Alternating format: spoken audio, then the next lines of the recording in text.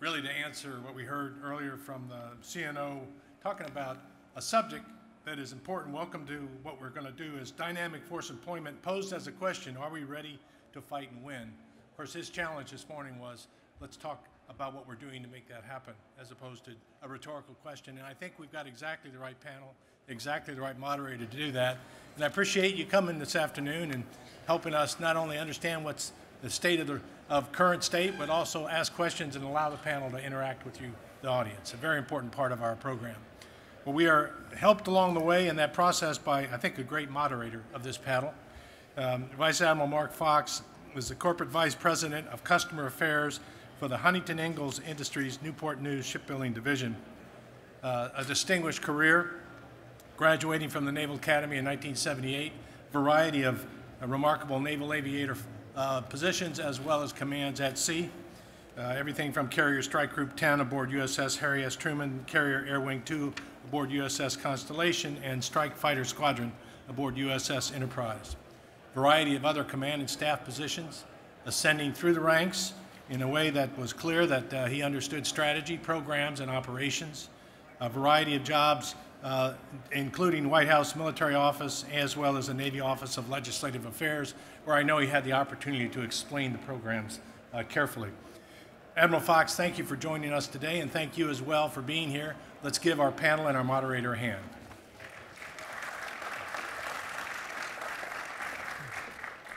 Thank you for your kind words, Bob, and thank you to AFCEA and the Naval Institute for hosting this venue. This is probably the finest professional gathering of its kind, I think, and I appreciate you all putting this together. I'm going to introduce our panel here, and after I've introduced them, I'll kind of give you a set piece to begin our discussion. To my immediate left is Vice Admiral John Alexander. I'm not going to read the entire biography, but he is a A6BN, an EA6B. He's had a robust career. I knew him personally as the commanding officer of USS Abraham Lincoln, operating in the 5th Fleet Area of Responsibility a few years ago. He's a Red Raider from Texas Tech, and on the personal side, he shared with me that he is a poor golfer and he is a slow reader, but he loves to do both. So please welcome Vice Admiral John Alexander.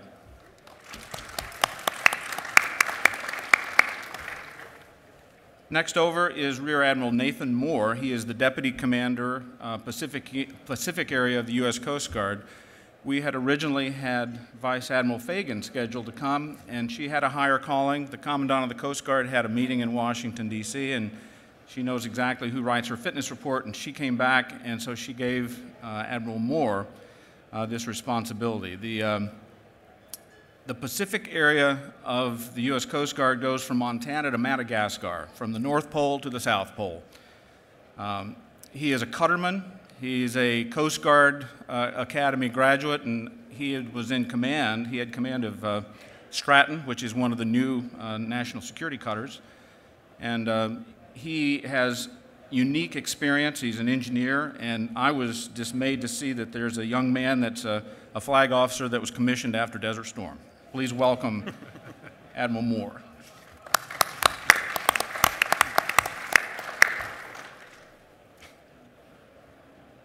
To the next left, to my left, your right, is Commanding General 1 MEF Marine Expeditionary Force, Lieutenant General Joseph Osterman, goes by Jody. He hails from the University of Colorado in Boulder. I noted in his biography that he's had numerous hardship tours, one of which was as the Chief of Staff at the NATO school in Oberammergau, Germany, where he was responsible for the training and support of over 54 nations. I know that was a difficult and challenging assignment. He takes therapy from Washington, D.C. VTCs by going down to the motor pool and putting on his overalls and taking a wrench and doing maintenance on his vehicles here. So I'm very pleased to have General Osterman here on our panel. Please welcome him.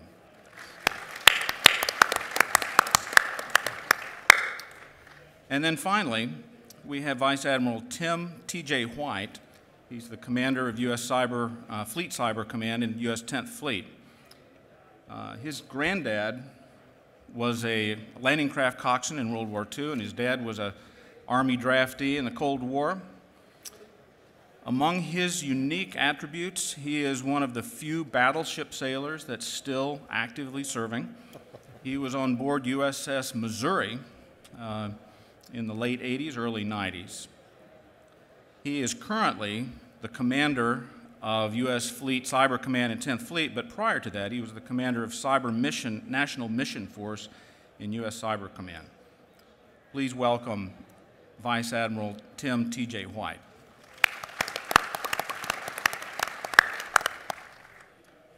So this time 30 years ago was pretty much the peak of the Reagan buildup. We were almost at 600 ships in our Navy. The Cold War was still going, but later on in 1989, the Berlin Wall came down. In 1990, Saddam invaded Kuwait. We had Desert Shield, Desert Storm, and then we went into a sustained posture in the Middle East at the same time that then in 1991, the Soviet Union dissolved. And so we suddenly found ourselves with a Cold War infrastructure and no peer competitor and new challenges in the Middle East.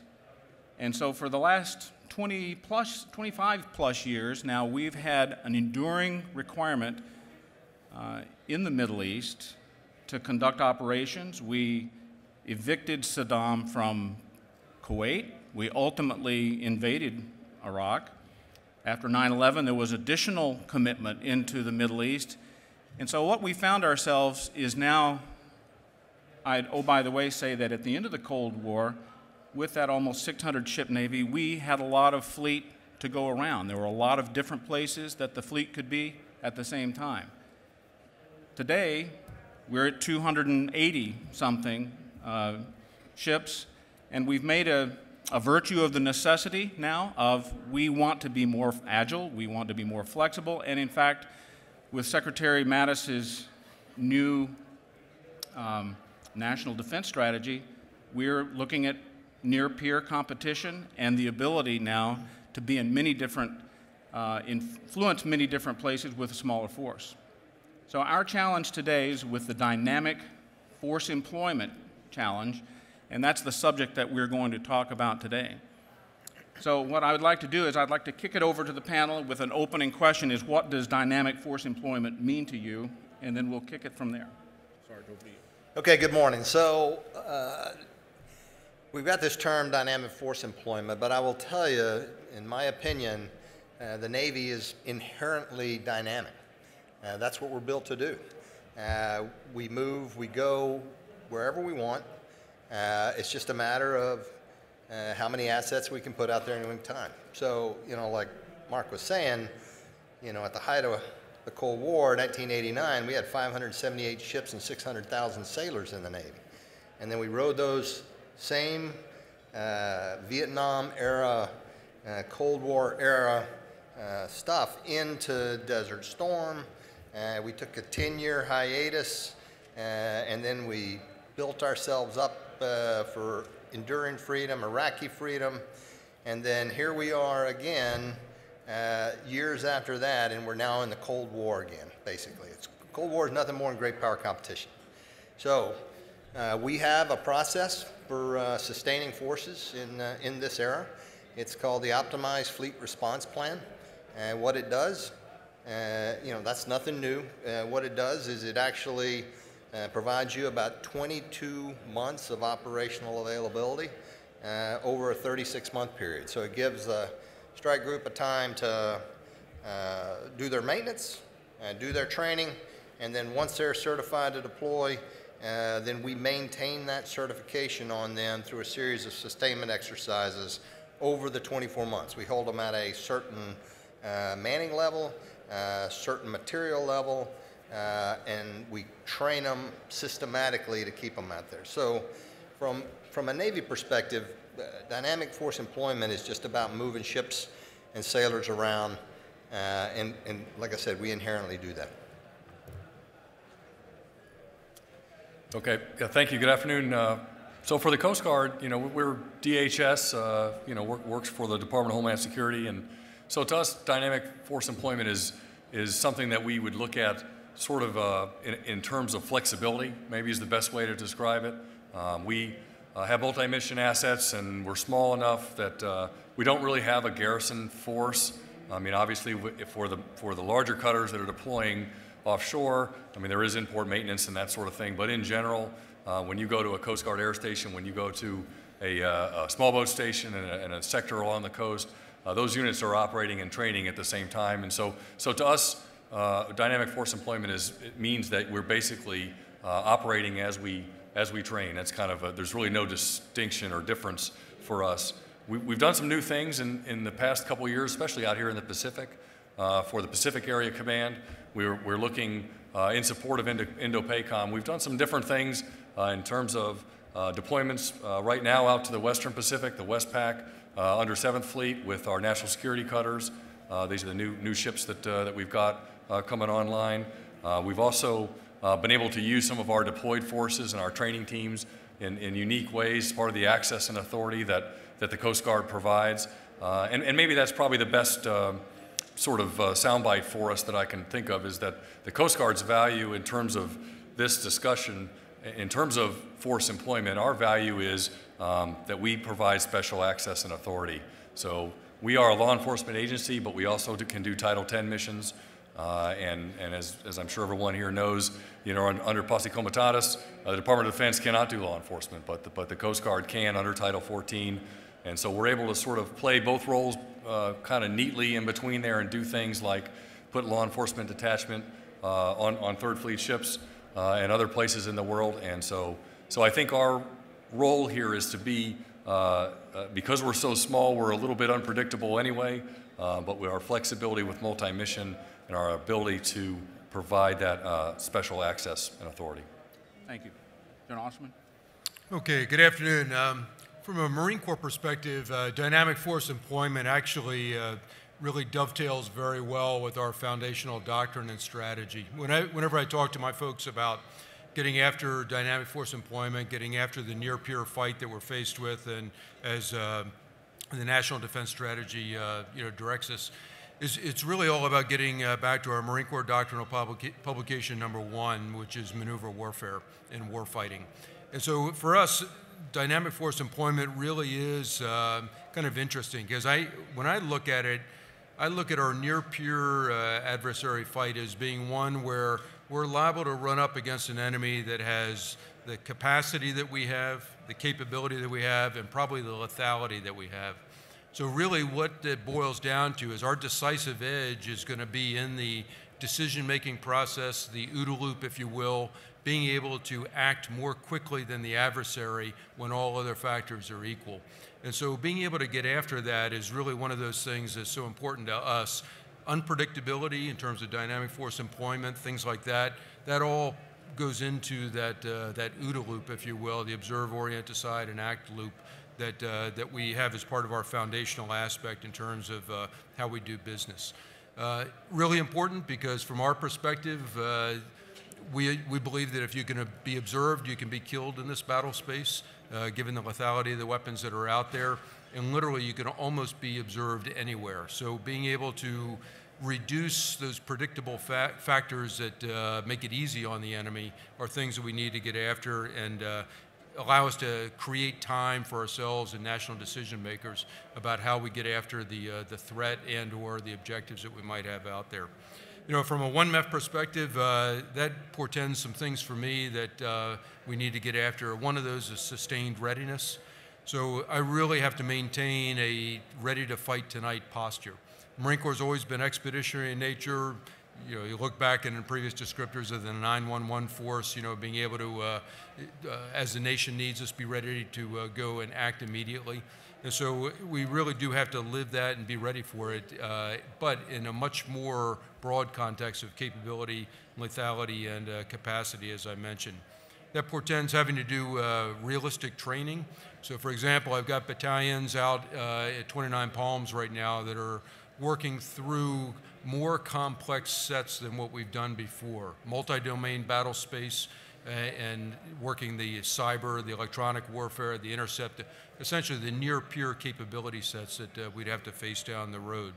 And along with that, for example, a big part of that is force on force. So instead of a scripted pre-deployment training program and, get ready to go to Iraq or Afghanistan again like we've done for 2 decades, how do we work against a thinking enemy and somebody that's that much more agile, if you will? And to that end, the 2 battalions that are out there right now are working against 45 commando, some Royal Marines. So the allies and partners aspect of this comes into play in a very large way as well. And then lastly is key to the dynamic force employment for us is the Navy-Marine Corps integration.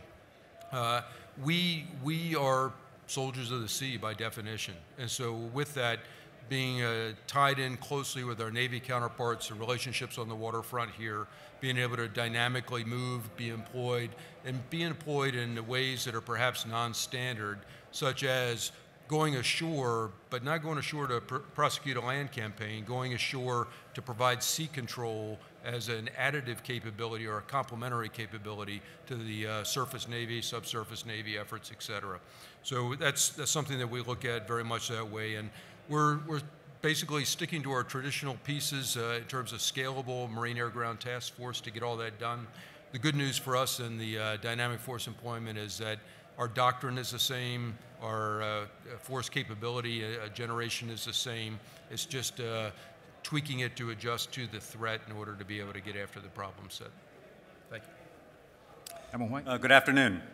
So maybe just a couple thoughts. And as sort of a functional commander, the thing that I have to do for all of my colleagues and their warfighting organizations to my right, whether it's 3rd Fleet or 7th Fleet, 1 MEF or 3 MEF, or for Coast Guard PAC area, is I'm in the business, hopefully now and in the future in the context of dynamic force employment, to provide them agility, flexibility, and lethality. So we connect the fleet.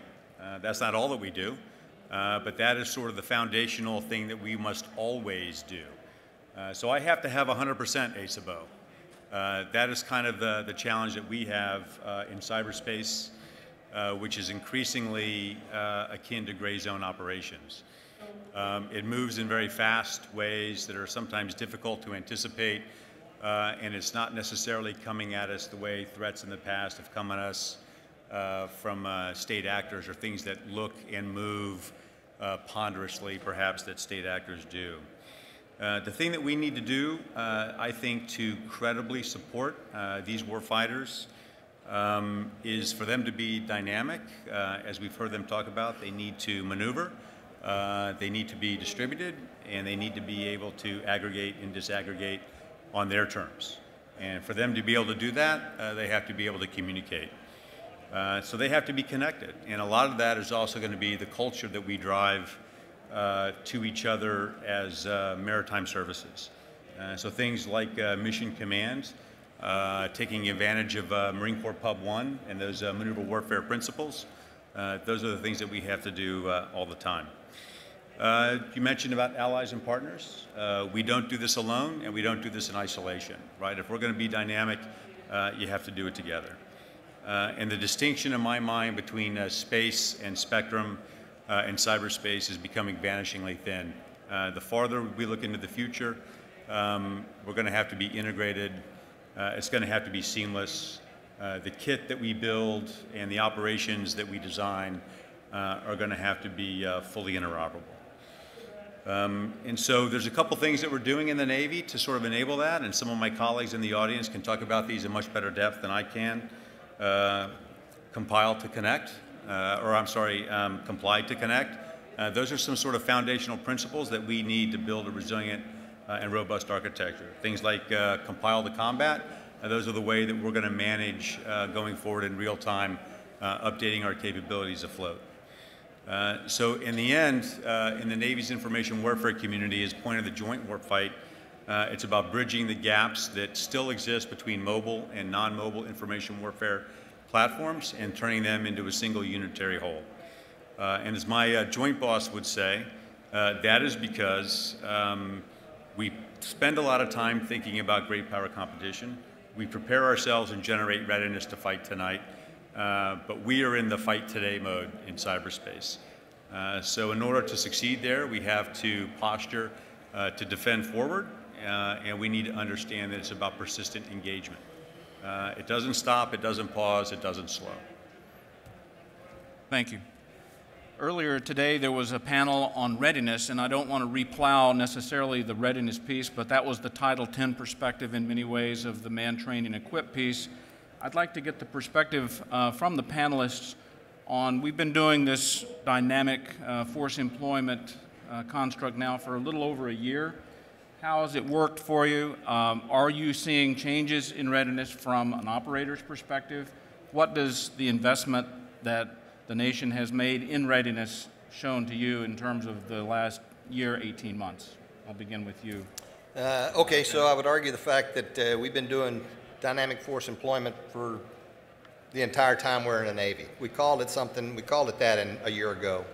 But what we've seen in the last couple of years is we've seen our readiness bathtub start to drop, and we're on an incline right now. That was due to, in my opinion, 2 solid years of a budget to the military, and it's just like your home budget. You know, if you don't have a budget and all you're getting is money per quarter, you're not going to be as efficient, and you can't use your money in the right way. So having a budget for the last 2 years has allowed us to recapitalize a number of parts, COSAL, AVCAL, and start on a trajectory of increased readiness, I would say. But right now, we don't send anybody forward that is not fully certified with the full deal meal west of Hawaii. That's my guidance from my boss, Admiral Aquilino, and that's what we give him. I'm going to put a caveat into the Coast Guard question because, of course, we just finished a continuing resolution, a government shutdown that impacted the Department of Homeland Security and the Coast Guard. So I'd add that piece to this part of the question of kind of how did that affect you and your Coast Guardsmen, and kind of this is a near real problem that you've just had to deal with. Yeah, thank you. Well, the shutdown certainly was difficult for our folks and for their families. I mean, the community outpouring that we got here in San Diego and everywhere really that I heard of was tremendous, and so that's very much appreciated. I think operationally, you know, all of us here, you know, if you're working in this arena and you understand how complex assets work, you know, maintaining a system of aircraft and cutter boats and major C4IT systems and that kind of thing, you know, when the drawdown in spare parts and the lack of contracting that happened during that month we were shut down really ate into our readiness, and it's going to take us some time to get back out of that. As we restock shelves and get production lines going at our overhaul facilities and that kind of thing. But there's no question we'll be able to do it, and we're certainly tracking in that direction to get there. I was thinking in terms of the question of, you know, for us in the Coast Guard on how we what's changed for us in the last year or 18 months. What you see on the Pacific side, the Pacific area in particular, is that we've really shifted to more of a security focused posture. And some of that has been based on world events, interactions with Indo-PACOM and PAC Fleet for us. You see it in the Coast Guard policy statements, kind of in the way that we're posturing ourselves here in the Pacific. The Coast Guard's really doing its best to sort of align within the national security strategy where it talks about collaborate where you can and compete where you must. I think the Coast Guard fits in there kind of neatly in certain things that we're doing, both under 7th Fleet in the Western Pacific, things we're doing with our icebreaker down to resupply McMurdo Station down at the South Pole. They just departed last week from finishing that mission up. We have our Arctic icebreakers that go up to the high latitudes on the north. And so the Coast Guard, I think, in the last 18 months, you see, we certainly have not walked away from search and rescue, and we will never do that. That is one of our foundational missions. But you'll see law enforcement and security beyond just the standard counter-narcotics mission is becoming much more of a focus for us. And I think that's what you see in in the last year and a half, you'll see the Coast Guard sort of leaning into security more in terms of Oceania and some of the areas in the deeper Pacific. Thank you. General Osterman? Okay, I think from a Marine Corps perspective, what we're seeing, in terms of the dynamic force employment and impact on readiness is really a couple of things. I mean, by definition, the dynamic force employment is designed to be more unpredictable than what we have in the past. So sometimes when we look at this near pure fight that we've been tasked with, or readiness for a fight, it isn't what it used to be. This isn't the Cold War all over again for us, because those were very deliberate workup processes and whatnot. So some of the things that we're seeing right now is, for example, with our manpower processes, how do we force generate in a way that the unit has the resources, especially the people, in place to be able to conduct training, to be ready to accomplish those mission essential tasks in somewhat of an unpredictable schedule. And that really is a little bit of a tough one, and one that we're working through, because I can't afford, for example, on the Marine Expeditionary units, I can't afford to force generate a Marine Expeditionary unit only to have it asynchronous from the shipping, the ARG, Amphibious Ready Group, that may be in a yard period or something like that. So it's one of those things where we have to work on all that together, coordinate closely to make it happen. To the point about the physical aspects and impacts over time, I think, just as was mentioned, Admiral Moore, about the continuing resolution, we've had some very good, we've actually gotten a budget, which has been good. But it takes more than 1 year to dig out from 10 years of CRs. The predictability of being able to have finances and whatnot in place. For me, a lot of it is secondary repairables. How do I get the parts on the shelf? How do I build that stockage that I need in order to be able to be ready to fight tonight? Because if I have to surge maintenance to surge capability, I've got to have that stuff ready and waiting. I mean, I'll find creative ways to get the manpower associated with it, but if I don't have the repair parts or anything else, surge isn't going to happen that way.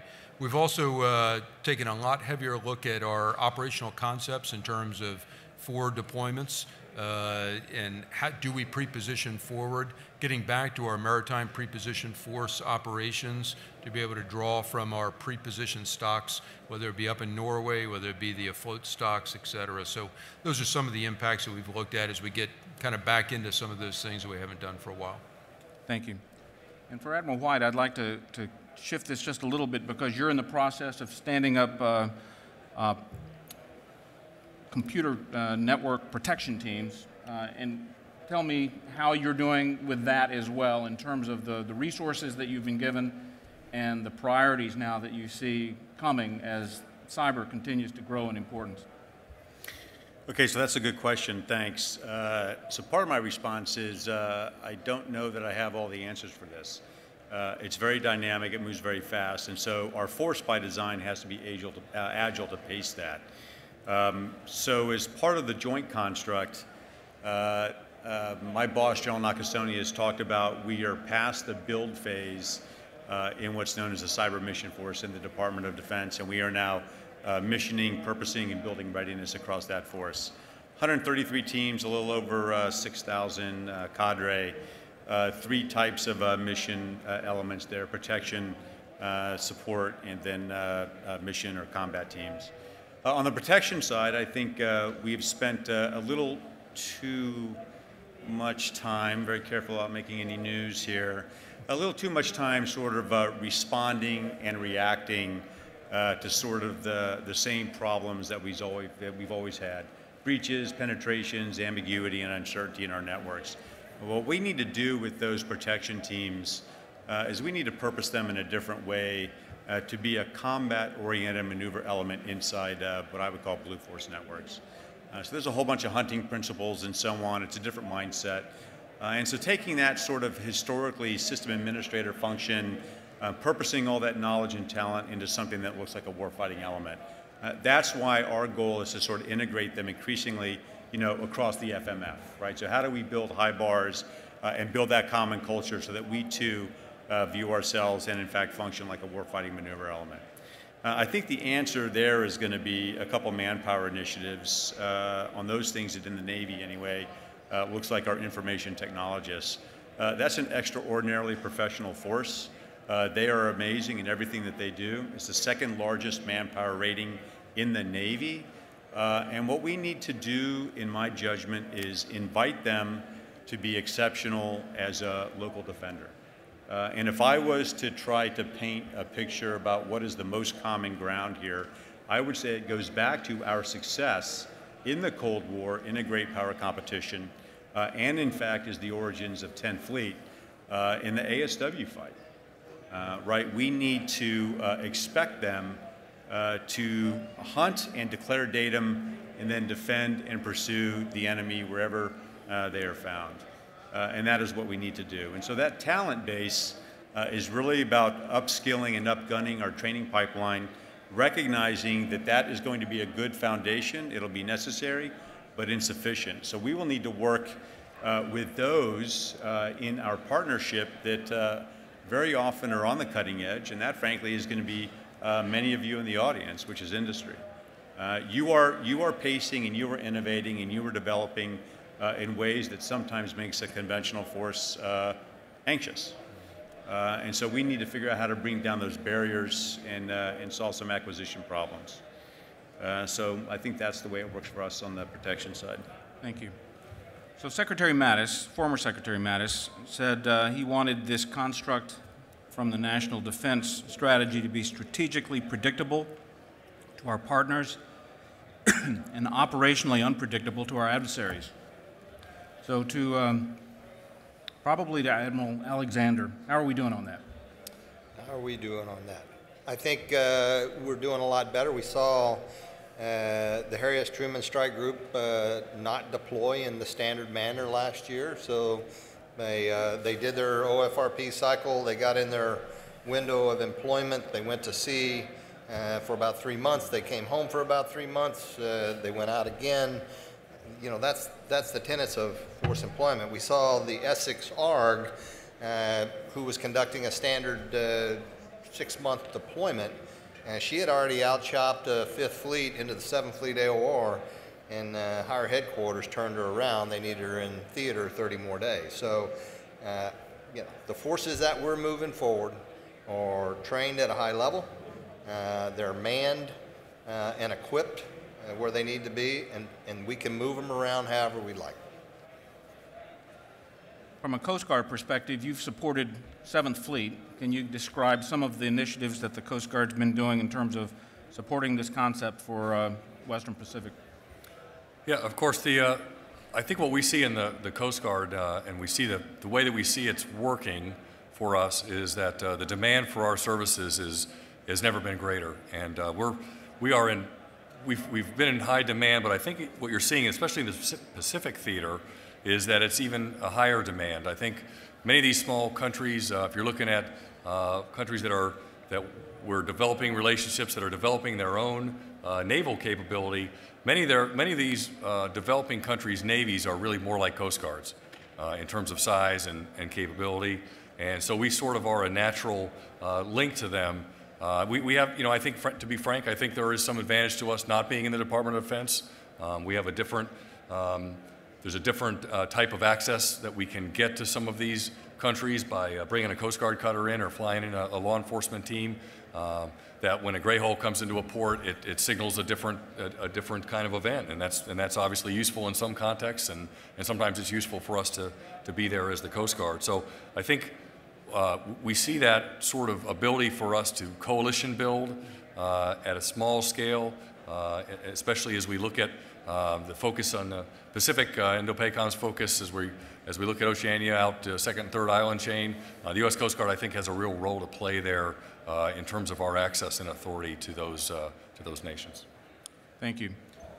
From my experience, having been a deputy COCOM commander and a fleet commander and the consumer of the readiness that was generated, there's always been an insatiable COCOM demand of the readiness that the services produce.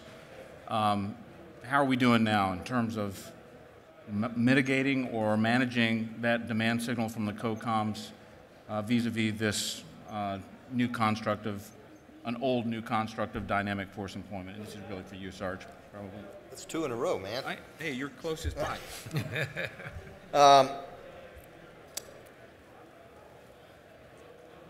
So how are we doing? So I think we're managing it well. I think the COCOMs, before the Desert Storm, the COCOM shifted to the primary of CENTCOM. And it stayed in CENTCOM for about 2.5 decades. Because we rolled from Desert Storm, there was a period of break. We rolled right into Enduring Freedom, Iraqi Freedom. Whatever CENTCOM wanted, they got, okay? Now, with the advent of great power competition, you're seeing a greater need for forces in the Western Pacific. You're seeing a greater need of our forces up in the high north, and moving those ships around in a dynamic effort keeps our adversaries off balance, They have to react to that. The primary example, when you take a strike group into the South China Sea, every ship gets a dance partner at that point. Everybody has a tag. So that imposes cost. I will tell you, I think we could probably leverage DFE a little better if we got more into artificial intelligence, machine learning. If we were able to take the OODA loop, you'll hear CNO say, hey, the OODA loop, everybody's observing and oriented at about the same pace due to the satellites overhead and all that kind of stuff. But you got to decide and act quicker than your adversary. I would argue that we need to get into machine learning in a big way and turn the OODA loop into a PODA loop. So I can predict, orient, and decide faster than my adversary, so I can employ my force in a more dynamic manner before he even knows what's going on.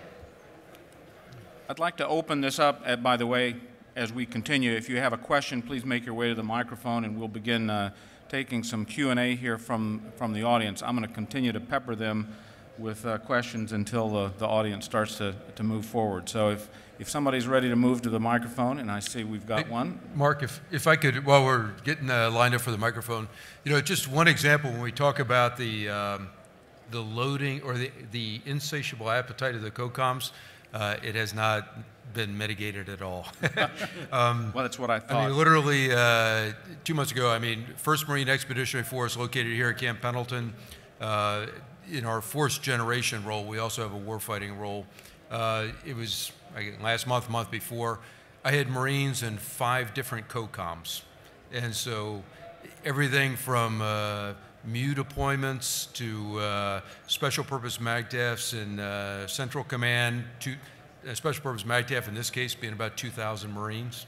And then had folks doing a unique dynamic force employment, and that it wasn't an existing, it was a new start for a dynamic force employment going down to South America. And then have folks here in NORTHCOM doing various missions to include the border mission. So it is still insatiable, and I think becoming even more dynamic, which from a force provider perspective makes it really interesting. Sir. Yeah, Rear Admiral retired Mike Mann. So I'm going to get to the question after the name of the panel, which is, are we ready to fight and win? We all know we fight as a joint force, and we have a well-oiled machine in CENTCOM right now that's delivering every single day. But that's not a near-peer competition. It's not a fight against the near-peer. So, I fully understand the Navy's dynamic capabilities, but how are we doing integrating the Navy's dynamic capabilities into the rest of the joint force? And absent something like JIFCOM, which we used to have until 2011, who's gluing all that together and so that we're ready for that fight against a near-peer competitor? I'll jump in. I guess to the first one, if we go at the macro level, the chairman of the Joint Staff and the Joint Staff see themselves as the global integrator. So from a COCOM perspective, in other words, it's not just one COCOM that would be fighting an adversary. We'd be hitting them in wherever they were. So when you think of any borders or Silken Road Initiative, et cetera. There's all kinds of pressure points that are out there that aren't resident in one particular COCOM. So you have the global integrator perspective. I guess from a Marine perspective, I think that's one of the strengths that we've come out of the last 2 decades with. Obviously employed very heavily as a ground component, and therefore my Marines right now that are doing various missions around the world, they've already worked with the Army guy or gal that they're adjacent to. And so the relationships are incredibly tight. We already have very tight relationships, obviously, within our naval service, because that's who we are. But and then when it comes to the Air Force with the CFAC, the ability to coordinate ISR capabilities, strike aircraft, most Marines have no idea whether it's a Marine aircraft or an Air Force aircraft, whatever it might be coming in. They're comfortable with working all those at the tactical level. So it's, I think the purple aspect of our warfighting capability right now is actually pretty strong. My concern is maintaining it as we move out of the CENTCOM arena and some of the traditional Iraq, Afghan type fights we've been doing. If I might, just to extend on that. So cyberspace doesn't distinguish between advanced persistent threats and other than Navy bits and Army bytes and Coast Guard algorithms in cyberspace. We all eat it, breathe it, drink it, consume it, plug into it all day, every day. There's very little, if anything, that distinguishes between the services and their networks. It's the same governing and overarching federal acquisition regulation that guides what we do. We used to benefit, perhaps, from establishing the requirement in the Department of Defense and then also designing the solution. I would say that was an attribute of the old Cold War in the way that we could be the big consumer and the largest check writer, and we could drive that. That is not an attribute of the current great power competition.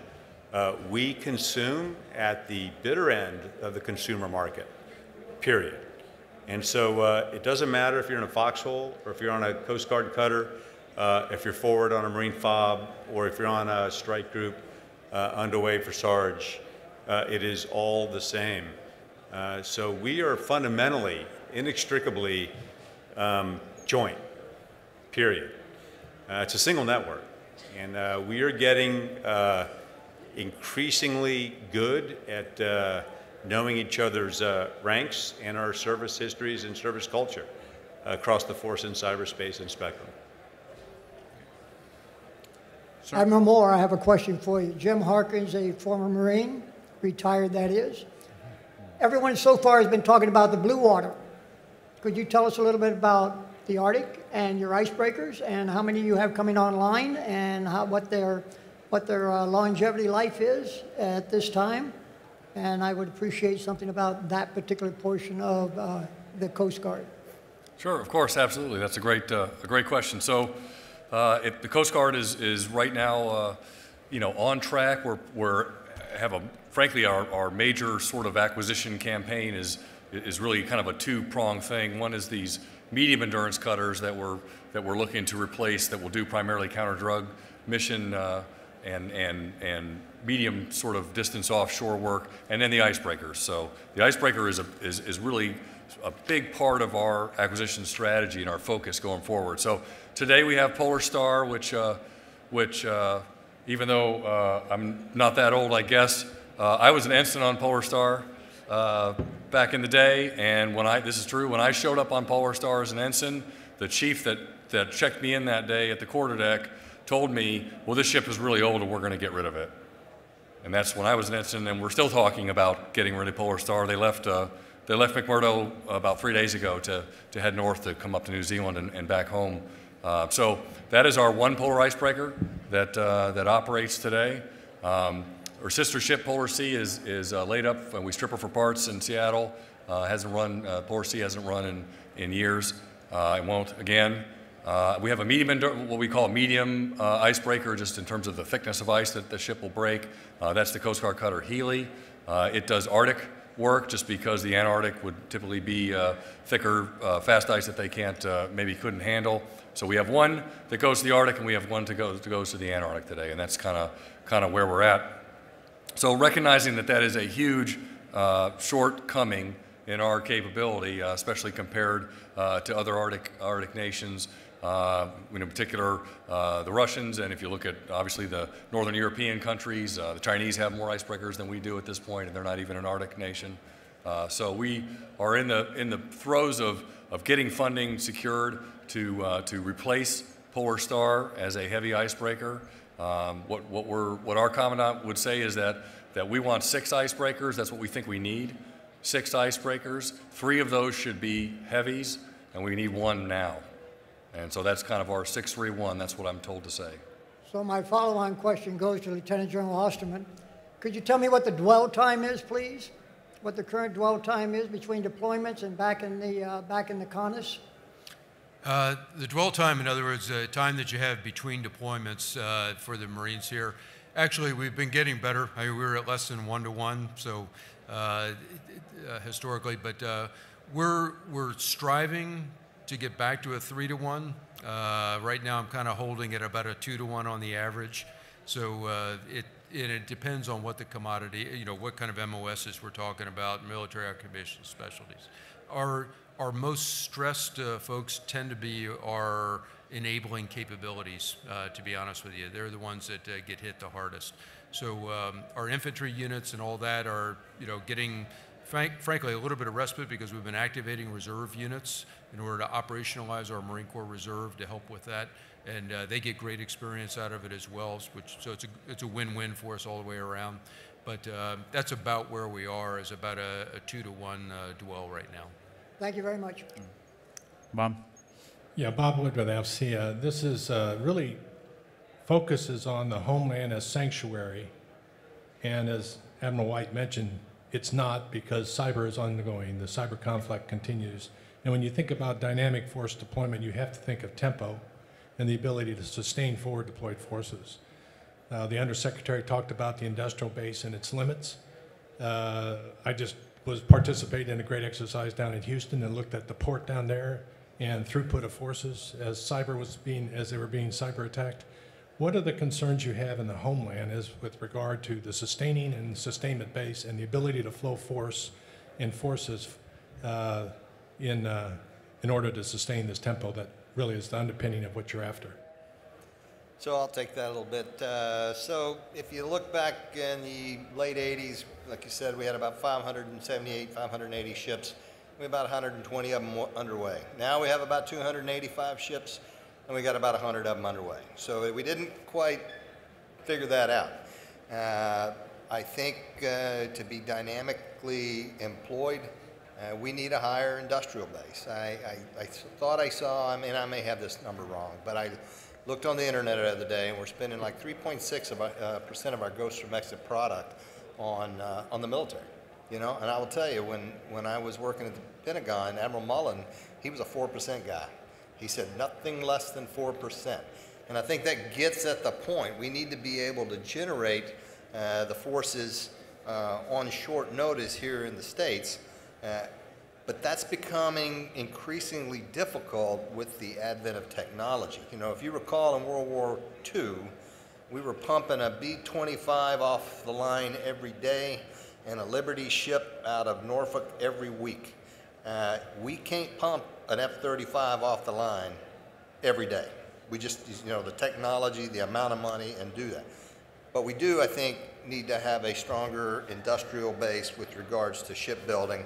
Because a lot of our ship maintenance is what we see growth work in the middle of that, and then the maintenance goes long, and then that has problems with the training period for the employment period. So I think there's some room for improvement there. This man and then this man. Hi, Sam LeGrone with USNI News. I was wondering how dynamic force employment allows y'all or gives y'all sort of permission as an institution to kind of mix and match and do some different things with assets. I'm specifically thinking about the Littoral Combat Group 1, where the Somerset and the Wayne Meyer were operating off of, in the Eastern Pacific, off of Central and South America. Does the idea that, doing things unpredictably give you some options for experimentation that maybe you didn't have before? Thank you. So the Littoral Combat Group 1. So let me talk a little bit about LOCI, the Littoral Operations in a Contested Environment. It's a concept paper of how we're going to do business. And so there had been different terms used before, upgunned ESGs, all that kind of stuff. But the LOCI paper, concept paper, kind of tries to get at the heart of the command and control between the Marines and the Navy in an amphibious environment. So previously, it was pretty cut and dry. You had a CATIF and a cliff, you know, and it was a forcible entry operation, or it was, you know, the entire MEU was employed almost directly. And then once the majority of the MEU got ashore, the MEU commander became the cliff, and he C2'd all his forces ashore. In a dynamic environment, I'm not sure we're going to be employing them all at once. We may employ them all at once, but in different areas. You see what I'm saying? So that command and control structure is going to end up being something different, and Jody and our team work on that. Pacific Blitz is coming up. We work on that. We did that last year in Dawn Blitz. We formulated a Littoral Combat Group 1 to go down with Somerset, and I forget the DDG that was with them, and a special purpose MAGTAV. I can form a Littoral Combat Group anytime I want with whatever forces we have to be. It doesn't have to be a full MEU, doesn't have to be a full ARG. It can be whatever it is, and I put somebody in charge and send them on their way. And I think, you know, from a Marine perspective, as Admiral Alexander mentioned, we're naturally, that's just how we do business, you know, as a MAGTAF construct. So mixing and matching, constantly ebbing and flowing. And you always saw that traditionally with some templated things like a MEU or a MEB or something. You're seeing more and more special purpose MAGTAFs where I'm organizing forces along with the Navy shipping, the amphibious ready group, if you will, or the equivalent littoral combat capability, in order to be able to achieve specific tasks that are out there. So, you know, some of that may be completely engineering focused, you know, so it may not be it may be that I put one of my logistics group commanders against that, you know, as the operating commander. So it really does go a long way that way. And just briefly on the C2 aspect of it, for example, in the CATIF Cliff, you know, you put the amphibious force ashore, you transition to a land campaign, you transition command and control ashore to the cliff. It's all World War II doctrine and beyond. You know, I'm looking at things right now where maybe the force I put ashore, as talked about earlier, maybe it's maybe it's one of my artillery type units that has a you know, it's a missile, an anti-ship missile capability that now that command and control doesn't transition ashore. It's actually plugged into the composite warfare commander, you know, in terms of getting things done. So anyway, it's that kind of more graduate level work, I think, that we're very comfortable with, frankly, right now. And it's, I think that's, again, part of that dynamic force definition. It's not only temporal, but it's also in the capability sets that we present, you know, from an unexpected or maybe a traditionally non-standard way. Admiral Mackey? Dick Mackey, old naval aviator. I have a very simple question, but I've also heard a couple of things that really impressed me. Admiral Harris's fight tonight, Admiral Swift's unscripted exercises, and even better, I heard him from a Marine, so I'm impressed. Admiral Swift also recognizing the op-tempo problems that 7th Fleet had was sending 3rd Fleet ships over to support 7th Fleet. Is that still occurring? So that was the 3rd Fleet Forward concept that was devised by Admiral Swift. So he tasked Nora Tyson to implement that when she was 3rd Fleet Commander before me. So the first Pacific SAG started in, I think, 15. I was CTF 70. They came out west. Since that time, there had been 2 Strike Group 1 Vinson deployments under the 3rd Fleet Forward concept. And so when Admiral Aquilino turned over from Admiral Swift, he wanted to take the next step. So commanding forces across the date line of the 7th Fleet AOR back in San Diego was not where we wanted to be. He wanted to be in an expeditionary maritime operations center role. So CNO, in his design 2.0, has come out and directed that Second Fleet and Third Fleet develop an expeditionary capability. So that's really the follow-on of Third Fleet forward. If we go forward, we will get a chunk of water. We will see two forces either ashore in an austere environment, in an ally, friends, or partners command cell, or like right now, we're working on putting a C5I adaptive force package together to see what we can do aboard an LPD this summer. Yes, ma'am. Hi, Kuljinder Chima from PMW 150. The Air Force and the Army have heavily stacked investments in multi-domain operations, but the Navy hasn't signed off on it. What are your thoughts on that? We executed multi-domain operations this last summer at RIMPAC. We had an Army task force, multi-domain task force, launch naval strike missiles at a ship in the Pacific Missile Range facility, and we also had Air Force B-1 that was going to drop on El Razam. There were some telemetry problems. They obviously didn't drop, but we continue to operate those and try to exercise multi-domain task force as often as we can. And in that same exercise, the Marines did a landing up on the eastern side up there near Kaneohe Bay. So, you know, operating in a multi-domain task force and a multi-coalition task force, I think we try to do that, because dynamic force employment is not only about dynamically employing your force, but being able to have other forces dynamically employ with you. Because you will see, we've never done anything without allies, friends, and partners. And Tim Keating at the International Sea Power Symposium made a great point. He says, no country is so big that they can go it alone, and no country is so small that they can't contribute. So we need to continue to work through multi-domain task force, incorporate our allies, partners, and friends, and try to develop a sense of what we can bring them along to do and what they can do for us. Sir. Dave Hart, Deloitte. This is probably more for Admiral White, and it kind of is inspired by the discussion of the age-old posse comitatus, which pretty much separates out what the Coast Guard can do in the vis-a-vis the other services. And you operate in a domain that's a little bit fuzzier with regard to exactly whom you've got to address on a day-by-day basis. Can you talk a little bit about rules of engagement and how they're evolving to allow you to operate in a domain that's significantly different than what we see with the other gentlemen? So that's a really good question, and always very cautious about talking about ROE, too publicly. But I would let you know that there's an increasing confidence that we always have to be able to defend ourselves and represent our interests wherever they may be and however we may find them. I think that one of the things that underpins the ROE would be sort of policy considerations, and then also sort of common understanding and appreciation of the environment.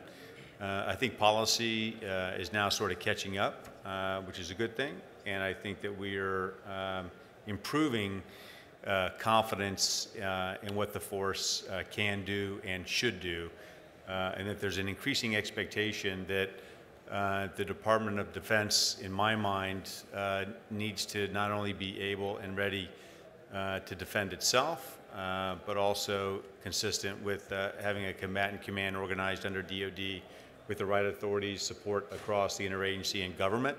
I think that that's a pretty well understood process with defense support to civil authority and so on, and there are structures that are in place to enable that to happen. It was referenced here about an exercise down at the Port of Houston, probably Jack Voltaic, I think, is what that was. That's exactly the sort of enterprise effort that is happening across the industry, local, state, and federal government authorities to understand what the maneuver dimensions are, how fast things can cascade together, likely in ways that we don't always anticipate. So I think it's probably not exactly where we need it to be, but it's a hell of a lot better than it has been in the past, in my observation. Hi, Mark Pomerleau with Fifth Domain. General Osterman, as the Marine Corps is looking to stand up these MEF information groups, I'd be curious in your perspective as a commander, what those forces afford to you, where the Marines are with standing those up right now, and any types of exercises or events that are being leveraged to prove those concepts and force employments out. Sure, glad to talk about it. The Marine Information Groups, Information Warfare Groups came about with the Marine Corps' last essentially reorganization to accommodate essentially the non-kinetic battle space. And to the question about multi-domain fight, we've been doing it for a while, and we recognized it a while back and are fully engaged in that. Right now, their status is that the manning is coming along, and it covers a bunch of different military occupational specialties, so we're seeing it fielded now. In terms of exercising it, I've got an exercise coming up, Pacific Blitz, that will actually have it fully integrated into being used during that, at least within the capability that's resident there already, in terms of manning and resources. To help us out with that, we're actually bringing in folks from, for example, the Marine Corps Warfighting Lab, who have the conceptual basis and things like that. We're also bringing in other naval aspects that can tie in together with it. But really the idea here is that we've traditionally done kinetic fires very well, fire support coordination, et cetera. With the MiG, what I really want to be able to get after, it truly is the multi-domain fight. In other words, what are the information battle space things we've got to deal with? What are the cyber things? What are the electronic warfare things? What are all of these, in particular, non-kinetic attributes? And then how do I fold them into a combined arms fight? Because, again, it gets a little more complex. I could very well, and using the traditional 5-phase warfighting thing, I mean, I might very well be in a phase 3, fully engaged, fully blown cyber fight against my enemy, but in a phase 0 physical fight. Mm-hmm. And so, that's one of those things, and I will tell you, it's going on right now, every day in the Marine Corps. In terms of trying to get different places. I fully expect to see that real world as I do my exercise. So anyway, with that, I think that's the, when we talk about the MiG, that's what it brings to us, and it really does get after that multi-domain, gets tied into not only the multinational aspect of our allies, but it also gets tied into the wider DoD aspect, because literally in that space, tactical actions have strategic consequences. And so we've got to be able to be conversant in that space, not only for warfighting, but then making sure that we're after our national objectives. So I'm going to ask the panel a final question here. There's also opportunity if someone else wants to join in, but it's a combination question, actually, and that is, with the advent of social media and the proliferation of tweets and unconventional ways of communicating, what's the OPSEC piece of dynamic force employment in terms of ships coming and going? And then the second piece of that is, how are the families handling the uncertainty of knowing when the ships are coming or when they're going? So if we were actually going to, if I was going to actually try to get a carrier strike group out of here without a lot of fanfare, I'd shut the social media off completely. I mean, that's just really the case. We've sent carrier strike groups out to sea without making a fanfare, without telling anybody, and we get, media calling 3 days later going, why didn't you tell us? Well, that's part of dynamic force employment. We're not going to tell you. So it is going to be harder on the families. I think, when I first deployed in 1985, all we had was letters. I made 2 calls home, and the wife sent me letters, and they were all numbered, okay? So, when I left, I had my sea bag packed, and when she had a good time kind of when I was coming back, but it was not guaranteed. So I think the families are going to have to understand this is not a stagnant employment scenario where we go to the Arabian Gulf for 6 months. Everybody knows it's 6 months. Come home. It's going to be a lot. It's going to cause a lot more stress to the families, I think. I think numbered envelopes is really good packetized communications. Look, social media. We've had a lot in the news. with recent events about what any number of state actors are trying to do, leveraging social media to influence and have strategic effects and consequences inside nations that would generally characterize themselves as open, liberal Western democracies, right? We pride ourselves on the free flow of information, and in fact, it's written into our Constitution. And there are vulnerabilities attendant to that. So we are very, very good at taking advantage of convenience and the way that we can get plugged in, jacked in, and stay connected to everybody that we want and choose to connect to. It probably, from sort of an OPSEC posture, makes it a little too easy for us to understand how easy it is for everyone else to observe what we say and about what we say and what we're doing. The line between our professional lives and our personal lives gets kind of blurry, as an earlier comment talked about. And so I think the way that we have to approach this is sort of kind of like education and training, in sort of loose lips sink ships approach.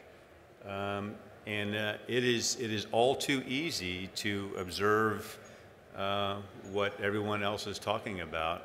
And so we need to manage that. I very much appreciate Sarge's point about, you know, why we feel like we want to lock down, lock up, and lock out. But you know, we have to fit into a civil society in a way, but we also need to partner with civil society to protect the nation's national security enterprising capability. Yeah, and I don't think it's so much social media, frankly, because I go at it with we always strive to minimize, whether it be social media or anything else. But to be honest with you, everybody out there has a cell phone, everywhere in the world. And so, you know, I go back to my premise that if you can be sensed, you can be killed. Well, they're going to sense you, okay? Even if you're not on social media, that one errant cell phone that was left on, you know, is enough. And so, so with that, you know, I think part of our warfighting doctrine has to go, or TTPs, not so much associated with trying to be invisible, but to literally hide in plain sight, or to not present the enemy a discernible target to go after. In other words, 1,000 points of light. And that's kind of how I approach warfighting from the MEF perspective, is whether it be through deception operations, distributed operations, however you want to go after it, that it's a wide enough target set that the enemy really has no idea how to, number one, where do I target? And even more importantly, how do I weaponeer it? Is there that gold nugget I'm willing to put a hypersonic missile against? You know, or is it just yet another blip on the screen? So anyway, I think that's one of the things that we have to embrace. For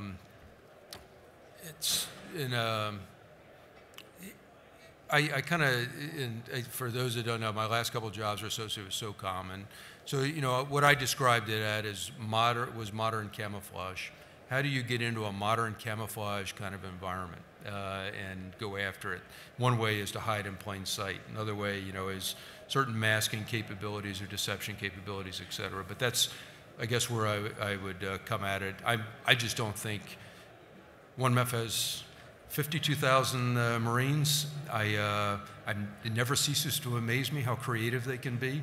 And consequently, I have no illusions about being able to completely control them in a combat environment, especially when it comes to signature management. So it's just something I take as a minimizing rather than a stoppage. Well said. My question goes back to Vice Admiral Alexander. The anomalies out in the Western Pacific last year, 2 years ago, the Fitzgerald, the McCain. Can you talk to us a little bit about cross-decking? About cross-decking? Correct. Has that been terminated? Is that still in effect? It has not been terminated. It has been reduced. Okay, so what he's talking about, there were a number of sailors that were cross-decked to the other ships that were not probably trained to the standard that they were based on that steering system, that sort of thing. But right now, you know, you get to the point, we're still on a downward slide of manpower, okay? We're expected to hit nadir and the bottom in late 19, and we'll be coming back up. So the distributable inventory of sailors makes it difficult for Navy Personnel Command to man everybody at the 92, 95 piece. Now, if we cross deck or uphold or shift a set of orders for a sailor, that's done by the type commander, and that is briefed to the fleet commander. Thank you. I'd like to thank you all for participating in this panel. I'd also like to thank our panelists here. If you can give them a warm round of applause.